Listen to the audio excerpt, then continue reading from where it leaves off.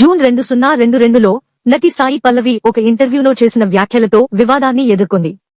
1990లలో Kashmiri పండిట్ల వలసలను చిత్రీకరిస్తున్న the Kashmir files చిత్రం గురించి చర్చిస్తున్నప్పుడు ఆమె మతపరమైన హింసను సమకాలీన గోసంరక్షక సంఘటనలతో పోల్చడం ద్వారా వ్యాఖ్యానించింది.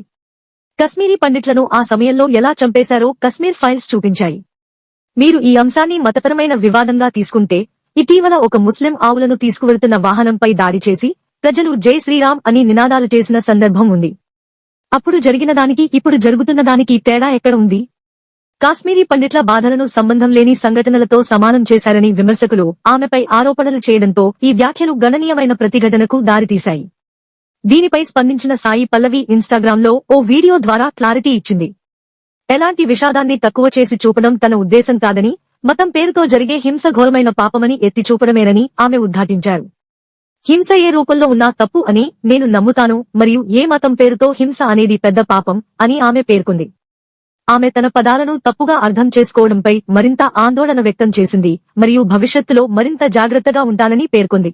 నేను నా మాటలను తప్పుగా అర్థం చేసుకోగలనని ఆతృతగా ఉన్నందున నేను నా హృదయంతో మాట్లాడే ముందు 1-2 సార్లు ఆలోచిస్తాను. ఈ సంఘటన పబ్లిక్ ఫిగర్లు సున్నితమైన అంశాలను చర్చించేటప్పుడు ఎదుర్కొనే సవాళ్లను నొక్కి చెబుతుంది, ఎందుకంటే వారి ప్రకటనలు విస్తృత పరిశీలనకు మరియు విభిన్న వివరణలకు లోబడి ఉంటాయి.